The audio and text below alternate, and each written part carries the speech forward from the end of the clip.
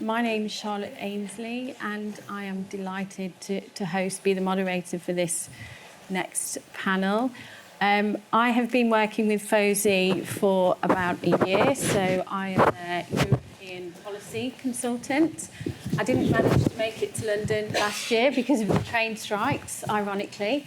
And every week I have a call with the FOSI team in the US, and they're always asking me, who's the Prime Minister this week, Charlotte? Okay, can you hear me? Yeah?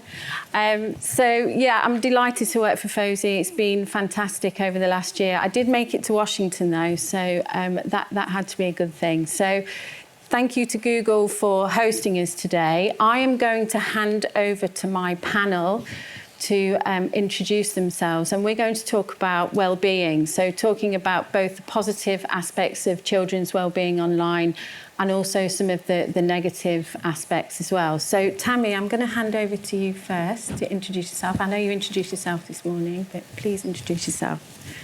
Thank you, Charlotte, and thank you for doing such a great job. Can you hear me? No. All right. Okay. I can hear that. Can you hear me now? Yes. Nobody has ever said that they couldn't hear me, ever. Ask my husband. So I'm Tammy Baumick. I'm the Vice President of Civility at Roblox. And in all transparency, my background is marketing. I was VP of Global Marketing in the very beginning days at Roblox. But about 5 years ago, I started the Civility Initiative at Roblox. And it was born out of conversations with parents. Given that Roblox has such a wide array of ages on our platform, when we first started out, it was primarily children and teens. Actually, our fastest growing segment today is 18 to 24.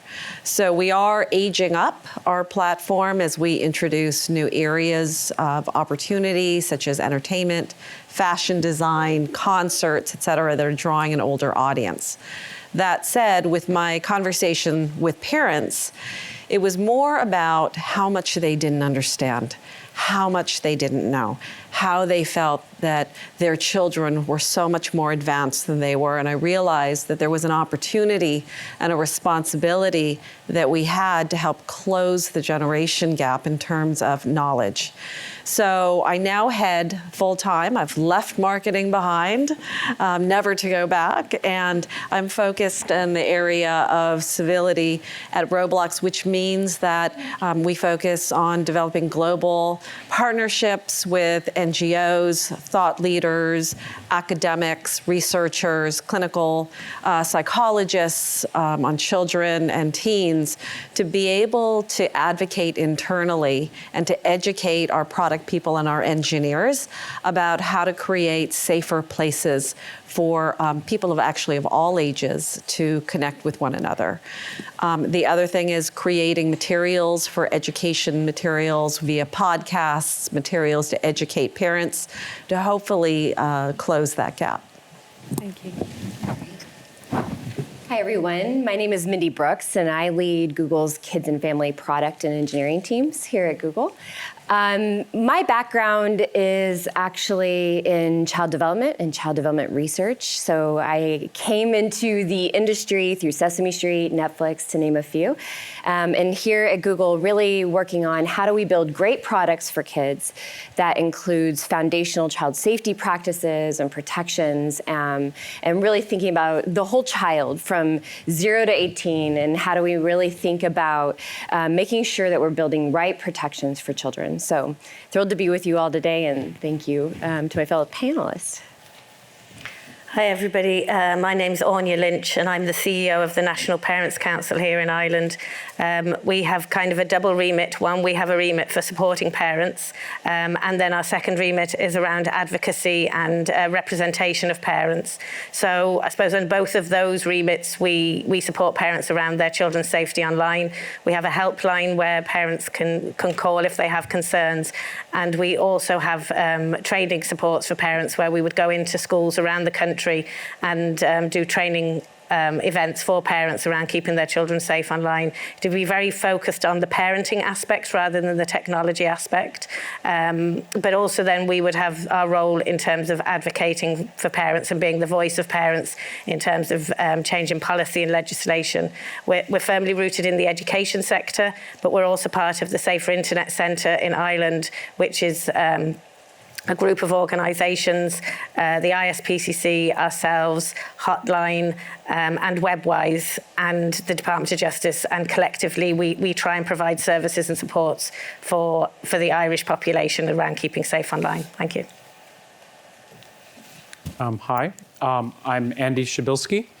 I'm the University of Oxford's professor of human behavior and technology. I'm an experimental psychologist by training. And I think a lot about what the word research means and how we operationalize words like risk and harm and what would be convincing evidence that would lead to one product being safe and another being unsafe.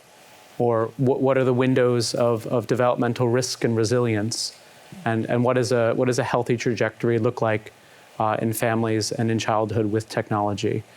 And it can be quite frustrating sometimes because not everyone uses the same words to refer to common things. But I'm delighted to be here nonetheless. Oh, it's working. Is it working? Can you hear me? Yeah. Great, thank you. Thank you for that. And I hope that you recognise that we've got kind of a varied perspective in terms of both children and parents and obviously industry as well. So I wanted to start off by asking the panel about what digital wellbeing means to them in their context and how it kind of manifests itself in terms of the work that you do. So Tammy, I don't know if you wanted to talk a little bit about that first. Sure. So digital well-being at Roblox, what that means is connection. So the company has always been founded from day one. We've been around since 2004, so quite some time. And it was all about our founder's vision was about being able to create a platform where it could bring people together to learn about each other's viewpoints in a safe and respectful way, to be able to share their creativity and inspire others. So that was essentially the vision. And we've continued on that trajectory for the entire time.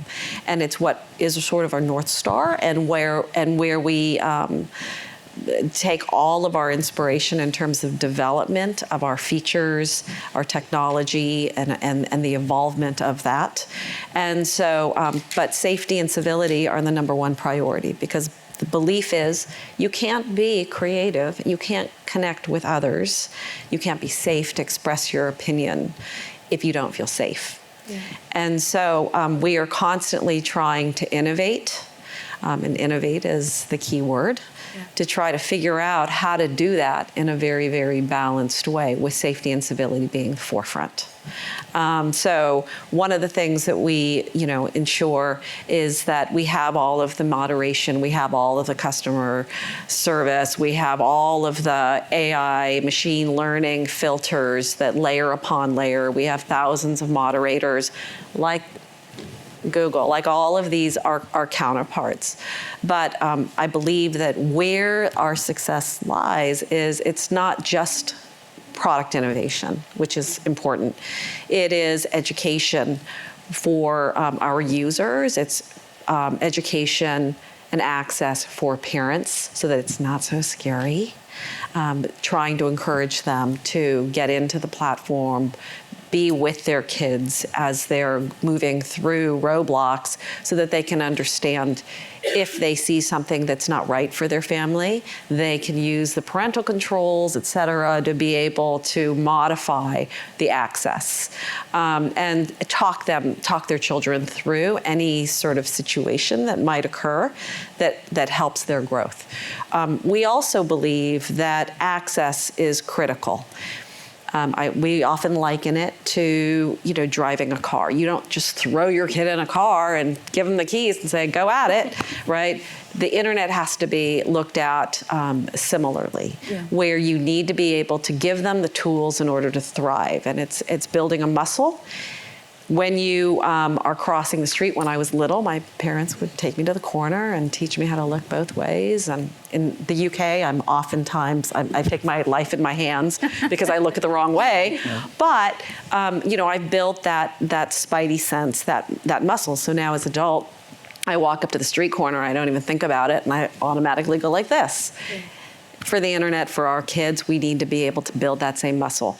And so we need to provide access. So blocking, banning, sticking your head in the hole does not set this next generation up for success. Using Roblox for well-being has been and what we saw during COVID, literally a lifesaver. Literally a lifesaver. It was the only way where young people could connect with one another, connect with their friends, get rid of the sense of loneliness that I think we all felt during that time. So there are some incredible things that can happen with platforms like Roblox that brings people together. Yeah, absolutely. What about from a Google perspective, Mindy? Yeah, we think about the well-being and digital well-being in terms of the balance of the online world and the real world experiences, and especially how that intersects within a family and how it intersects in the lives of a child. And we think about those similarly in a way of like protect and respect and empower. And so really making sure we have those safeguards in place from a protection, the foundational layer, and then building the tools that are flexible for each family unit to use, the parental controls, the supervision, the digital well-being features we have on YouTube or on Android, for example, making sure that we have the tools that can meet kids and families where they are at, based on their cultural needs, based on their family unit needs, and then really then lighting up what are great experiences that can then empower them to use the best of technology. But that does not happen without making sure we have the right safeguards and the right tools in place to be able to enable that behavior. Yeah. And Anya, how does this play out for parents? Do you think parents are feeling quite confident about their engagement with their children online, or are they worried about their well-being, or are they less worried? Can they see the positives and the negatives, do you think? I think, parents are not a homogenous group, so I think you'll get every variation of what you've just said there. I think when we talk about digital well-being with parents and children, we talk about feeling good and functioning well. Yeah. So if you're feeling good and functioning well when you're online, then that's digital well-being. But your time of feeling good and functioning well online must also then transcend to when you're offline. Yeah. So, that's sometimes where the problem exists. Children can feel good and function really well when they're online, but coming off it can sometimes then be a difficulty. So the feeling good and functioning well has to happen in both places in their lives. Yeah. Yeah, and where would you put parents generally? Are they more worried or less worried than they used to be? Where would you put them? I think it's changed a lot. I think 20 years ago, parents were concerned because they weren't the digital natives, and children, they felt their children knew more than them, etc., etc. But I think that's changed. I think a lot of parents now of young children grew up with the internet themselves, so that's changed. But I think what young people do online and what their parents do online can be very different, how they navigate it. I think children as risk takers often don't look at how to do something safe. They just look at what they want to do and how to get there. And actually now parents' experience of being online themselves, they're more aware of the dangers that might be there because they're coming across them themselves. And then they're concerned as to, well, how can my child deal with this? So I think there's lots of layers there in terms of how things have moved on. So I think, yes, parents feel more confident and competent about the online world, but in some instances, that mixed with that kind of risk-taking developmental stage for children and young people gives them greater concerns.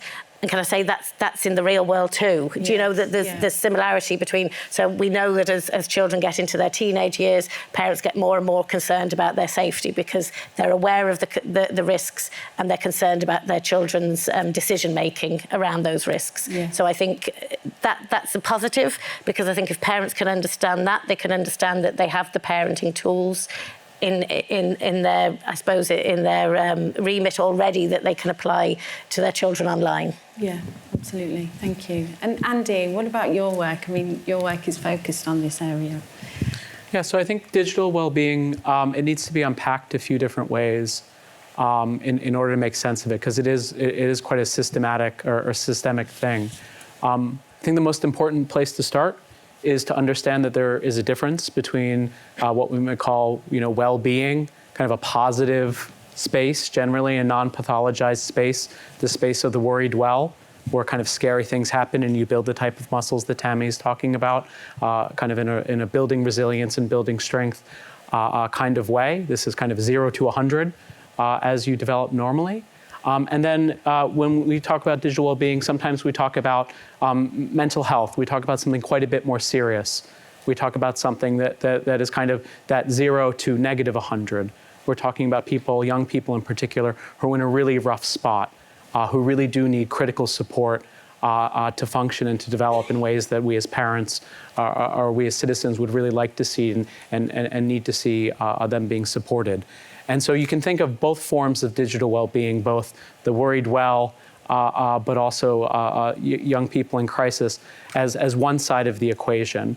And then on the other side, you have two really, really important factors.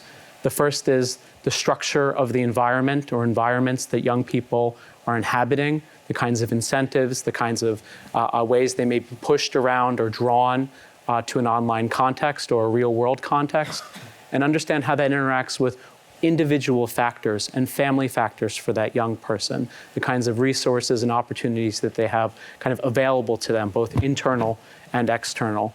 And in order to, so that means that in order to understand something like digital well-being, you need to be really specific. Are you talking about young people in a good place where they might be getting better, where you're giving them a tool to level up? Or are you talking about something that happens perhaps in digital well-being that's a really critical issue? It's something about children in crisis, children potentially being taken very serious advantage of. And in order to get at that, you have to look at, not all 8-year-olds are the same. That's true. But also you have to look at very specifically, what are those individual factors? What are those social factors? And how do they interact with how different platforms either support or thwart that? And how do those things change over time? So it's indeed true that, we are, autobiographically, I'd like to label myself a parent and a digital native. But the landscape really changes all the time now. Platforms and games and online environments, they change faster sometimes than parents can be prepared for.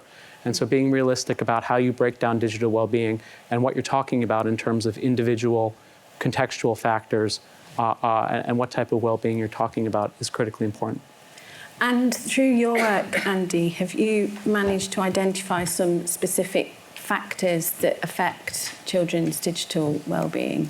Well, I'm not going to labor the point that parents are critically important and family systems are critically important. There are some periods potentially of developmental vulnerability, kind of early adolescence for both boys and girls, young men and young women, where online platforms might have an outsized positive or negative impact on mental health, talking about kind of the darker side of things. And also, again, there's a bit of a bump in late adolescence when young people are leaving the home and kind of transitioning into early adulthood. But it's just critically important to understand that this type of research is really hard to do because online platforms themselves are woefully non-transparent. And there's lots of data, there's lots of experiences that young people have and families have, and that's kind of locked behind closed doors. And so it's really hard to study as a psychologist or somebody who is experienced with large-scale social data. So I wish I could give you a better answer about that, but unfortunately, the data aren't available. Okay, thank you. And just in terms of the positive and the negative impacts of being online for children's well-being, how would we couch that? Are we seeing more positive or are we seeing more negative, or is that changing, would you say? I could dive in with just our experience at Roblox. And so it is, it's not one size fits all.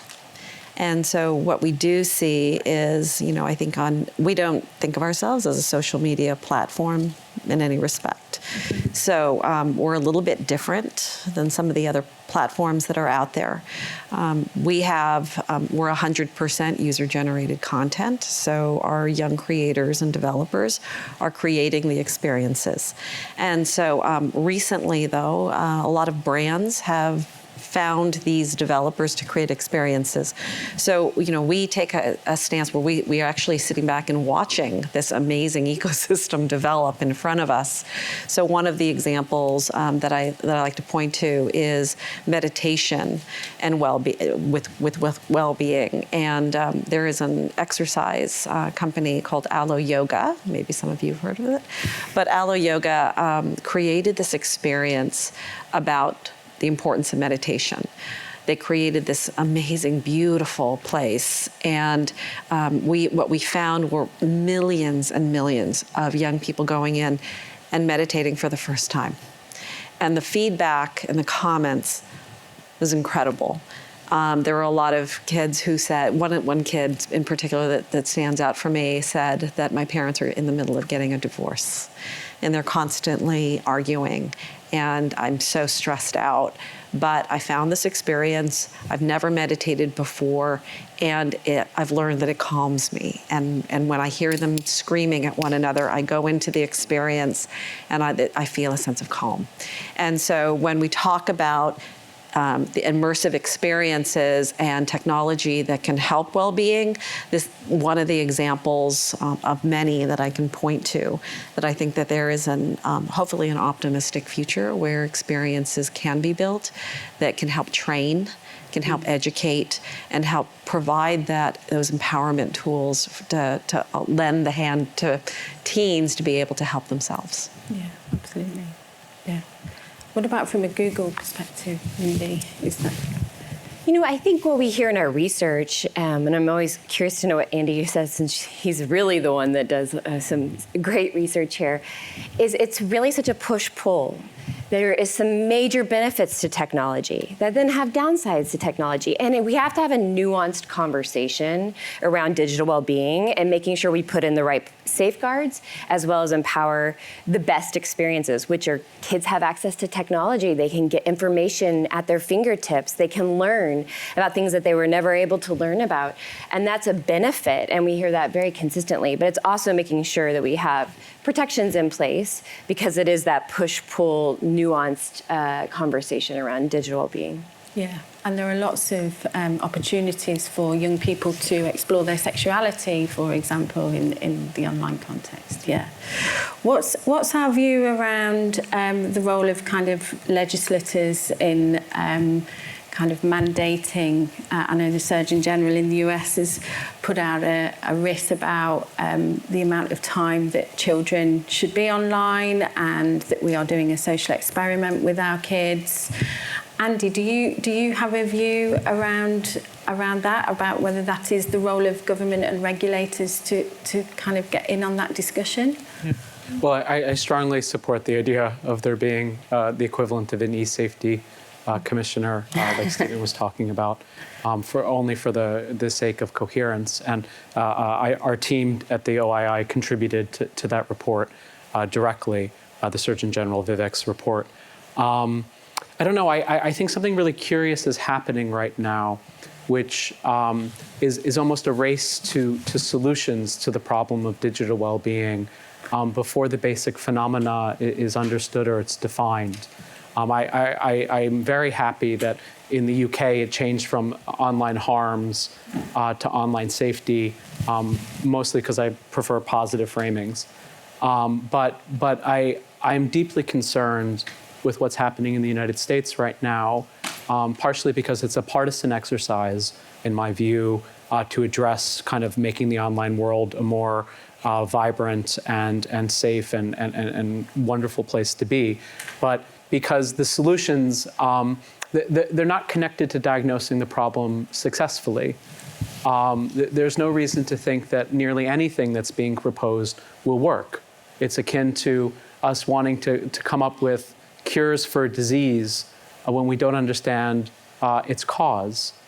And so I'm quite concerned that there'll be a cynical exercise where people will sell tools They'll sell ideas. They'll sell brands, solutions that couldn't possibly work, and might give parents who are already kind of extremely time poor, but very morally and rightfully invested in their children, lead them down false alleys, waste teachers' time, and the goodwill that policymakers have, rushing towards solutions that don't have basic understandings of the problem.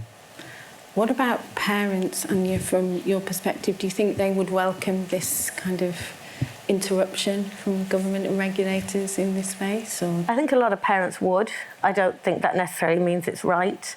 If you look at the world offline, governments wouldn't dare to reach into parenting at the level that they're proposing to do at times online. Yeah. And I think we have to keep that in mind, because I think often parents at the moment are saying, yes, they want all of this regulation and intervention. And there is most definitely a place for regulation and legislation and intervention. However, the thing that's going to keep a child most safe is their relationship with their parent. Yeah. And the more we move away from that conversation, I think the more children are going to be at risk. And we know that the parent-child relationship is the most protective factor for a child, whether it's online, whether it's drugs, whether it's alcohol, whatever it is. So if we follow this pathway to the way to keep children safe is by governments coming in and taking over that parenting role, I think we actually will make children more vulnerable and parents more disempowered in their role within the parenting of their child, and developing that really, really key relationship, whereas when things go wrong in children's lives, their parents are their first resource for them in terms of supporting them. So I think we need to be very careful about the balance. There's absolutely place for regulation and legislation, just like there is generally in life. But we need to make sure that doesn't take over the role of parents, families, and the wider society. Do you think parents feel confident parenting their children online, or do you think we scare them with some of the language, the technical language? Because this is a parenting job, right? It's not a technical job. I think the question is, do parents feel confident generally in parenting? And quite often they don't, you know, so it's how we support parents. But I think you're right, and I think we need to use better language. I mean, we in the sector often say things like age appropriate. I mean, that means nothing to a parent. And so having a better language, making sure that tech have a really important part to play in supporting parents. But they have to do that with trusted friends of parents, like the voluntary organization. When we say we listen to parents' voice and children's voice, we have to go beyond that. We have to include them in the solutions as well. So it's not just about hearing their fears and taking that on board and trying to find solutions for them. It's around working in partnership with parents, parent organizations, critically children and young people. But it has to go beyond just listening to their voice. Yeah, absolutely. And what about children's rights in this conversation? In Washington, we had a panel around children's rights. That you were on that, Mindy. What about children's rights in the context of their own digital well-being? Do we place enough emphasis on that, or are we not placing enough? I know it's particularly challenging in the US, this whole conversation. Do we think we place enough emphasis on that? I think when we talk about children's rights and risk, it's always a tension of how we manage that, because as adults we're desperate to protect. Yeah. I think the thing that we can do that will least protect children is take away choice and information and take over in those very risk situations. We need to give children, and I think Tammy talked about this, we need to give children those tools early on and experiences in a safe environment early on to build those skills themselves, and we can't do that by making sure that all we're concentrating on is protection. So I think children's rights gives us a real pathway to how we interact with children and young people around their online and offline worlds. And make sure that we don't use the excuse of protecting to prevent children from engaging in their lives as fully and as safely as possible. Yeah, in your area, Tammy, that's a central tenet of Roblox, children's rights. It is. And so I agree with Anya that honestly, we have so many parents now that are millennials and feel much more comfortable in the digital world. That said, I'm a mother of 2 daughters, and I don't know. I don't know what to say if they're cyberbullied or it does. Just because I'm a parent doesn't make me an expert in how to help my kids through a challenging situation that they faced online. And I think a lot of parents face that same frustration. The instinct is to protect and to help and make them feel better. But sometimes you don't have those skills. Even if you're I work for a tech company, for goodness sake, and given what I do, you would think that I would be more knowledgeable in it. But I think that, with child's rights, one of the things that we talk about is taking our cues and learning from our kids and actually listening to them and making them a part of the conversation. We need to incorporate youth voice. For a technology platform, for any technology platform, I think one of the things that's so critically important is integrating youth voice into the development of product and product features from the beginning all the way out through the process. And I know, and we've been guilty of this ourselves, right? Where we say, yes, we incorporate youth voice. But typically what that means for a lot of platforms is we bring youth in, we give them, here, what do you think about these features? And they go, oh, thank you very much. And then we usher them out and then we proceed, right? And I think the difference is we need to incorporate them throughout the process to continue to evolve and continue to get feedback. We helped to convene a group of thought leaders and industry experts over the last 6 months, working on a hypothesis. We created these civility innovation workshops, and it was on the hypothesis of in 5 to 10 years, the online world can be safer and more civil than in real life. If we were to make this a reality, what would need to happen in technology innovation, policy, and education and awareness. And in order to achieve this, it needs to happen in all 3 areas. So over the course of time, the last 5 months, we've convened over 150 thought leaders from around the world to workshop these ideas. And the biggest thing that came out of these workshops, youth voice, incorporating youth into the development of innovative features. And I know we were talking about this, Mindy, so you work with young people quite extensively as well, don't you? Yeah, and I think there's a core tenet to everything that we're doing is making sure that we have kids, teens, and parents in the conversation as we're developing products.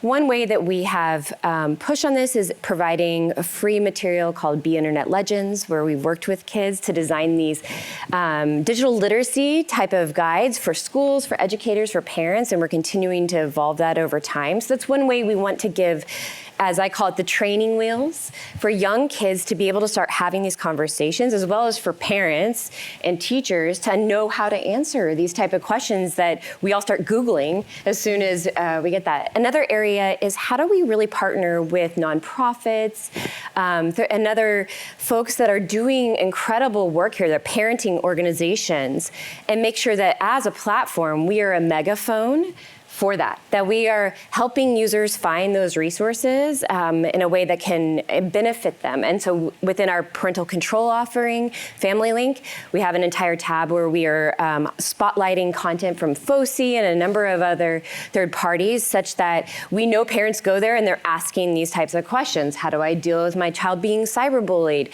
How do I do, how much screen time is okay for my 5-year-old? And we aren't the experts there, but we want to make sure we're bringing in the expert voice in a way that's meaningful and timely. And I think that's one important part from like a product perspective is how do we provide the information at the right time and the right place within products? Because we know that education matters the most. It's in the moment that you're learning, that contextual moment. And for children particularly, I would say for myself as well, that moment matters. And so how do we provide those tips, those guides throughout our product experiences to make sure that we're meeting kids and families where they're at? Yeah, and there's a whole media literacy education program built into. What's our view around companies providing this kind of education support to both parents and children? Is it right? Should it be done in that way? Is it right at that moment in time, or should we be doing it quite differently? What do you think, Well, Andy? I'm going to just speak to the rights question a Okay, bit so more. yeah, please I do. apologize. It's really a frustrating thing as a parent, because if you have children don't have a right to be traumatized. You know, there's no right to have your mental health taken down a few pegs by seeing self-harm content or pro-ana content or extremist things online. And so the rights question about, yes, of course, the voice of children is tremendously important. We should hear much more about that. And yes, the starting place for our conversations should be a positive case, the rights of a child. But it's a really hard thing to balance that against risks and harms, especially as a parent. You know, I can when I'm buying a trampoline, I know how many children in the United Kingdom go to the emergency room or the A&E every single day with trampoline-related injuries. The answer is 54. I know why there's a duty of care about paint ingredients, because a certain amount of lead exposure is going to shave off a couple dozen IQ points in my child. But I can't make a trade-off between my young person's or if I'm a teacher, my students' kind of risk of encountering something that might be kind of vaguely harmful or just a bit risky or something. I can't actually balance that potential downside against them learning about themselves, learning about their identity, learning about their sexuality, learning about their world. And so it's a very frustrating thing. Yes, we can all agree there's 5 rights. Kids deserve rights. They should speak, blah, blah, blah. You listen to them. But unless we understand the other side of that coin, how much risk as a society or as societies we're really willing to incur, are we going to let the internet be as dangerous as alcohol, which is extremely dangerous and harmful and risky, or is a trampoline or riding a bicycle the right level of danger/risk? And we need to be able to articulate that in advance whenever we talk about what precious time we're going to use, whether or not education should come from industry or the civil sector or from teachers, because we have to articulate that first, because if not, we'll never find the right balance. So is it even possible, Andy, to research that and answer that question? So when are you going to do that? I plan to retire before then. That's good, though, that it is possible. Oh, yeah. So I mean, mental health research has gone on for some period of time. I assure you public health is a field that exists. And there are 400 things that are great predictors of well-being and mental health. And if we built those into our platforms and we built that into our parental education, the world would be a better place. Yeah. That has to be a priority. Yeah, absolutely. Thank you. So in terms of delivery of education then, what do parents want education from platforms, do you think, or support from platforms, or do they want it through a different vehicle delivery? I think, like everything in life, partnership is key. I think parents don't traditionally trust a platform to give them parenting advice, whereas they might want tech advice from a platform. They wouldn't see platforms as experts in parenting, and not their business as such. So, but I think industry has a lot to offer that area, but I think partnership is key, and how that partnership works is key as well. It's not just about industry giving a lot of money to parenting groups saying go out and do it and that's our responsibility done, and it's not about industry developing product and saying to groups, can you make sure parents hear about this? So I think it has to be a proper partnership, working through how that information is given, but I don't think either side have the right answer on their own. I think it has to be together. And do parents tend to talk to other parents and take their cues from other parents about the kind of support they want to offer? Yes, and that can be really, really beneficial. I think parent networks are really good in terms of sharing advice, sharing solutions. but if you get the wrong advice in that mix as well, it can be quite damaging. And, you know, the parent network can spread word very, very quickly. So I think that those parent networks really need support as well. And I suppose one of our jobs is working with parents' associations in schools, which can be really positive places of sharing information. So I think those networks that exist, supporting them in terms of having the right information and the right advice is really important. Yeah. And what kind of practical tips would we offer to parents in this space to support their children's digital well-being? What kind of support do you offer? Yeah, well, I think often what gets missed is the basics. So we often go straight to the kind of really complex technical things that parents need to know. And they forget actually it's their basic parenting skills that are going to be most important in keeping their children safe. Going back to that, having a good parent-child relationship, a trusting relationship. One of the things that we very much promote and deliver at the moment is training supports for parents around developing an online safety agreement with their child. And that's not a family plan. This is a very tailored conversation between a parent or parents and a particular child. And looking at, because it starts the conversation, one of the hardest things I think sometimes for parents is starting the conversation, because conversations often start in you can't, you mustn't, you shouldn't, stop.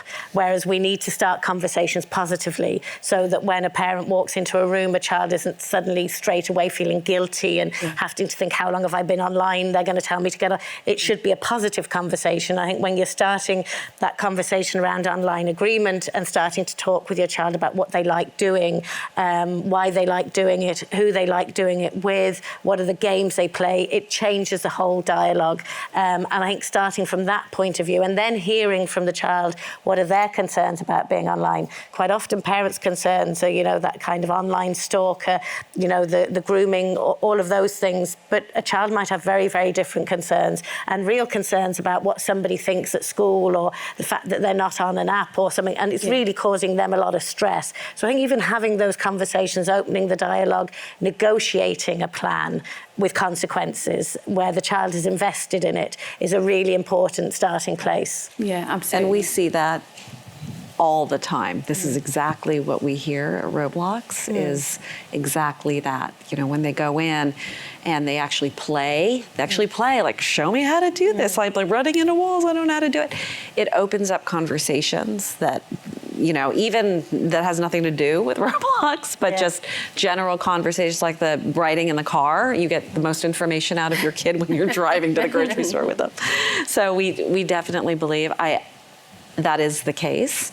I would like to make a plug for good digital parenting guide on the FOSI website that you can all go to, but it gives some great sage advice to parents. It does have a contract. You know, I think that parents don't think necessarily of going to a platform like Roblox for parenting advice. We do work with different partnerships to be, you know, we're not experts, right? So partnering with the right groups in order to be able to post the information on our website so it's easily accessible. For example, we work with the National Association for Media Literacy Education to be able to provide information for parents who want to get it there. That said, the traffic is very low on that point because parents aren't aware of it. They don't think about it. So I think that one of the things that's super important moving on to the future is there has to be one place that is a reliable source and a trusted place for parents to go and collect evidence-based data that's not sensationalized, that's not, you know, a snappy headline that is written to scare them to death, which we've all seen. Yeah. So I think that that's an area of opportunity. Yeah. I forgot to say this at the beginning, but we do have some time for questions. So I'm going to ask the panel one more question and then hand over to you guys. We do stand between you and lunch, so you might want to get your questions ready because you're probably all dying for lunch right now. Sorry, go on, Andy. Can I just answer the education question? Yes, please do. Yeah. So if we can learn from other fields where when we had to get sophisticated about education and communication quickly, and you have a limited time budget, We see this in health economics. So in health economics, you have an idea that if a woman is expecting, she's going to have a certain number of minutes of time with a general practitioner doctor, and every minute of that is sacred, and it's accounted for by an entire branch of public health. So you know to have 5 minutes of conversations about potential developmental disabilities and screening. You know that you're going to be talking about changes in different parts of the body and health checks and symptoms of things. And one of the really lovely things about Ofcom having these new powers and the e-safety commissioners having this new authority is to actually protect parents' time, to make sure that 45 minutes of communication at different life stages is time well spent by parents. And we really can learn a lot from other fields. We don't have to reinvent the wheel here. If we're going to take this as seriously as something like a new person entering the world, we can make really good use of time in education. It doesn't have to fall on teachers, and it doesn't have to fall on roadblocks. Yeah. Thank you, Andy. Or Google. Thanks. Justine, could I add one thing? Yeah, please do. I think it's important to also hear the voice of kids and youth in this, too. And in a lot of our research, we hear kids and youth talking about the hypocrisy from parents. So for all of us as adults in the room and parents, what we model matters. And so when it comes to balancing the use of technology, the time spent, we have to really think about that from like a family systems perspective, and like how are we supporting kids by what we personally do. And I think that's where they learn the most, right? And so just want to raise that from our research, because kids are very loud about it around the world. They're like, man, my mom texts and drives, or they're on their phone all the time and I'm not, and they're telling me I can't be, but why can they? And I mean, I think it's a really important conversation to have, and really also for self-evaluation, what are we modeling for our youth? Yeah, has the most impact. Yeah. Absolutely. Thank you. I'm going to come to you guys for questions now. So whoever is brave enough to try and not only ask a question, but also catch the Microphone. Watch out. dice. Yeah. Yes. Someone is brave enough. Oh.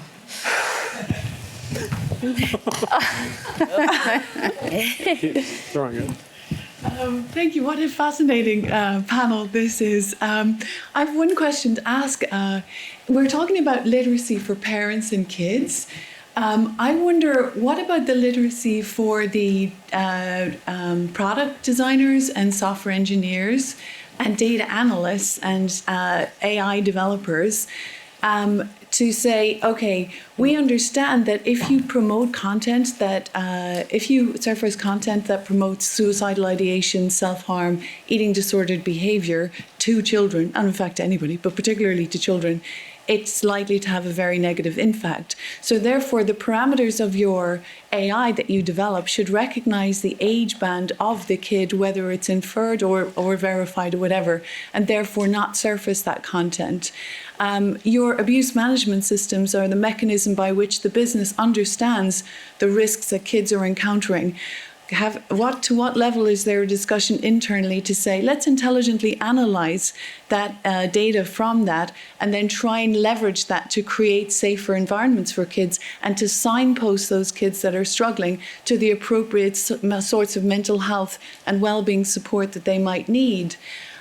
So I use the analogy when I'm talking about this in terms of, like, in the 1980s, remember, you really steep slides and swings and you could come flying off them, great fun, but you could break your arm, or if you fell off a swing, you could hurt yourself. And then health and safety came in and said, hey, designers of swings and slides, maybe think about a slide that has a less steep incline and have like bouncy tarmac around it, so it's safety by design. You still have the parents there, like, and as Anya is saying, you still need the parents to push the kids on the swings, and you still need them to advise the kids about, like, not throwing sand in other kids' eyes and whatever. There's still parenting involved, but the designers of the playground are legally required to think of health and safety and a precautionary principle, and they're compliance with that is audited.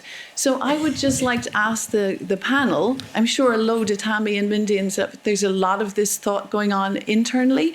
So it would be really great if you could share that in terms of what are the companies doing in terms of the actual design of the products, so that they actually create safer spaces for children and young people. And I think that would be a valuable addition to the really valuable discussion about parents and listening to kids and signposting kids to safety advice. Thank you, Rachel. I recognise that voice anyway. Mindy, Tammy, do you want to go first? I can go first.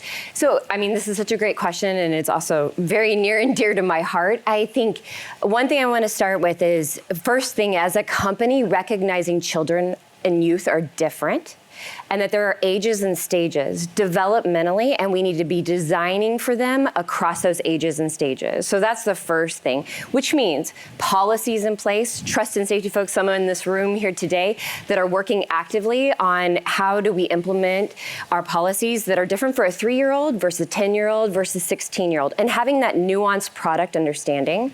So that's one major area. The second area, when it comes to product development, is how do we make sure we have experts embedded on our teams? So that's one area that I'm very passionate about, which is hiring a team of researchers that are child development experts. I think actually one worked with Andy back in the day. And they sit on our teams from start to finish, and they are advising along the way. And I think that's such an important part of learning for the engineers in the team that don't have child development expertise or have academic background in this area, or even online safety background, for example. So making sure they're embedded in informing the product development along the way. And then the last and definitely not least, making sure that we're relying on research from the academic community as well as other third parties to make sure it's infused into our product development, our policies, and our approach to making sure we're keeping kids safe online. So that's really what we think a lot about here. And at Roblox, the safety and civility team is the largest team in Roblox. So it's made up of hundreds and hundreds of people. So the makeup of that team includes clinical psychologists, child experts that contribute to the development of features. My team focuses on advocacy, taking third-party research from people like Andy and others, academics, that are thinking about the evolution of child development, child rights, et cetera. And we advocate internally as what we think should be done and providing that data to our product teams and to our engineers. We also have a process called Safety by Design, and that it's made up of cross-functional teams, that any product feature that is developed has to go through this process. As part of the process, we take a look at privacy rights. We make sure that we're not violating anything like that. We are making sure that we're doing the right things and that our entire community is safe. If we're rolling out these features, we roll it out iteratively.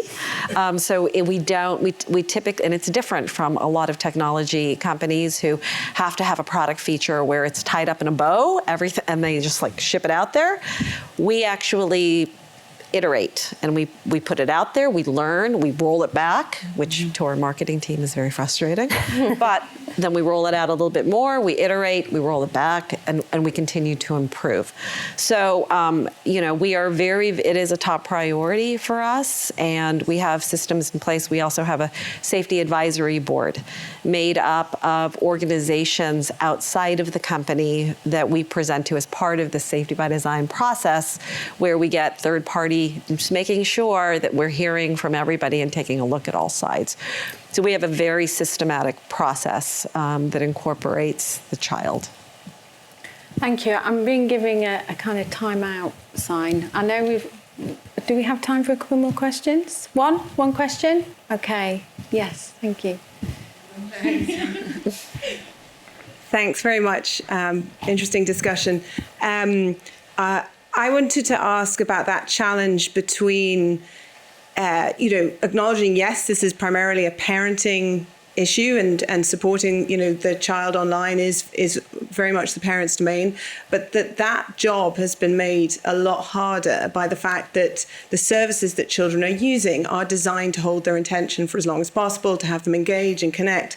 So I think, how do you manage that tension? I guess it's directed mainly at Mindy and Tammy, but how do you manage that tension? You're creating services that are designed to hold their attention. Parents are trying to manage that. And we know, because we ask children, nearly half of them think they spend too much time online. They think they spend too much time online. So they're struggling to put the phone down or put the device down. So how do you manage that challenge? And is there a way that you can maybe make it so that it's not so addictive for children? I should be careful using that word, but you know what I mean, that it's not so engaging for children, and that recommendation algorithm is reined in for children. Okay, I'll go first. So, you know, we're a little different than social media platforms, right? So we don't have algorithms that have this continuous feed, which I think we look at things very, very differently. Now, do kids love Roblox? Yes, they do. And, you know, when I come across a parent and they go, oh, my kid loves Roblox, they're always on it. You know, I think that one of the things that we try to do is make sure, and it goes back to digital civility education, digital citizenship. And from the very beginnings, helping parents to get in there and help give them the tools to help their kids develop self-awareness, right? So it's a constant balance of making sure that you are aware of what's healthy and the amount of time that you're spending. We would never advocate get off of Roblox, go outside, breathe fresh air, go and be in real life with your friends. We would never advocate just stay on Roblox all the time. But that said, the reality is that this next generation is going to be online much more than we all are in this room. And so, and that's not necessarily a bad thing. There's definitely a balance, a healthy balance that's required. But they're online socializing. You know, sometimes parents will say, oh my God, go out and play with your friends. And the kids say, I am playing with my friends. My friends are all here. Yeah. And so it's a different change of thought process in terms of making sure that the time spent online is healthy and productive. So, you know, that's sort of how we take a look at it. Andy, I think you just want to come in. Yeah, just briefly. I mean, kind of historically, that tension, that feeling of, you know, our kids, my kids, I want to see them doing something else. That's not new to this historic moment. This is something that absolutely, whether it's Dungeons and Dragons or television or comic books, that is something, and it's good that our attention is there as parents or as people who care about young people deeply. But to Tammy's point about we're going to be spending potentially more time in these spaces, we should give very serious thought to what that means and who the architects of our spaces are and how we kind of address that. The previous questioner, she asked about, you know, what are software engineers doing? And the idea is, they'll follow some code of conduct or something. But we wouldn't drive over a bridge where the civil engineer followed a code of conduct. We wouldn't fly in an airplane where an aerospace engineer had a good feeling about the plane. And my sister is on her 7th exam for architecture before she's allowed to make her own buildings with nobody looking over her shoulder. It's insane that software architects are building environments for our children, and they don't have professional accreditation. A civil engineer, if their boss says, not saying you do this, Tammy, if a civil engineer's boss says use less concrete in the bridge, he or she can say no, and they keep their job because they'll lose their license. Yeah. And so this isn't just to fall on parents. This isn't just to fall on policy people or people on civility. This is about something that we should demand in the basic education of the people who build the environments. They're accountable to us, not their vibes. Thank you, Andy. I think we could probably go on discussing this for another hour, but we do stand between you and lunch. Can we just give a round of applause to our panel, please?